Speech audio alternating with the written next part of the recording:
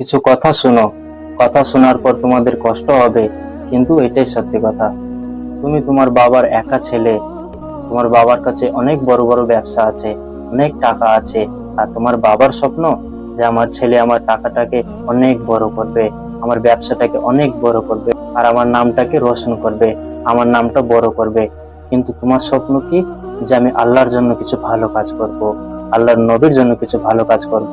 আর তুমি বাবাকে বলেছো যে আমি মৌলানা হব, মুফতি হব, হাফিজ হব, আর আমি আল্লাহর জন্য কিছু ভালো কাজ করব।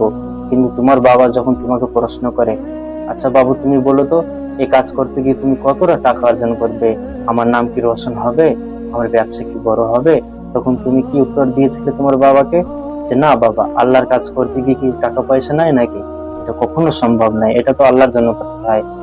তোমার বাবা তোমাকে জিজ্ঞাসা করেছে না যে আচ্ছা তার মানে তুমি সে বাড়ি বাড়ি গিয়ে টাকা চাবে, মানুষের কাছে হাত পাতবে, তুমি মানুষের কাছে জাকাত চাবে বাড়ি বাড়ি গিয়ে, আর তুমি আমার নামটাকে খারাপ করবে?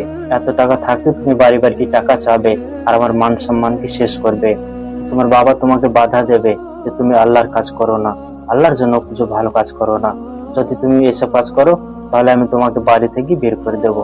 আমার বন্ধু একটা কথা শুনে রাখবে, তুমি নিরাশা হবে না। তুমি বাবাকে ছেড়ে দাও, মাকে ছেড়ে দাও, আত্মীয় স্বজনকে ছেড়ে দাও, নিজের দেশকে ছেড়ে দাও, নিজের বাড়িকে ছেড়ে দাও। কারণ দুনিয়ার ভিতরে এরকম কোনো জিনিস নেই যে কারণে আত্মীয় স্বজনকে, মা বাবাকে ছাড়া যায়। কিন্তু আল্লাহ সুবহানাহু ওয়া তাআলা এটাও বলেছে, কোনো মানুষ যদি আমাকে ভালোবাসে আর আমার ভালোবাসার মাঝখানে যদি তোমাকে বাধা দেয় যে তুমি ভালো কাজ করো না, তুমি হালাল কাজ করো না, তুমি আল্লাহকে ভালোবাসতে পারবে না, তাহলে তুমি সেই মানুষটাকে ছেড়ে দাও। কারণ দুনিয়ার পক্ষে সব তোমাকে ছেড়ে দিয়ে চলে যাবে, লাস্টে থাকবে আল্লাহ তোমার পাশে। তো আমার বন্ধু, কখনো নিরাশা হবে না, আল্লাহর প্রতি ভরসা রাখো। আল্লাহ তোমাকে ভালোবাসে বলে আল্লাহ তোমাকে ভিতরে এই জ্ঞান আর এই বুদ্ধি দিচ্ছে যে তুমি আল্লাহর জন্য কিছু ভালো কাজ করো।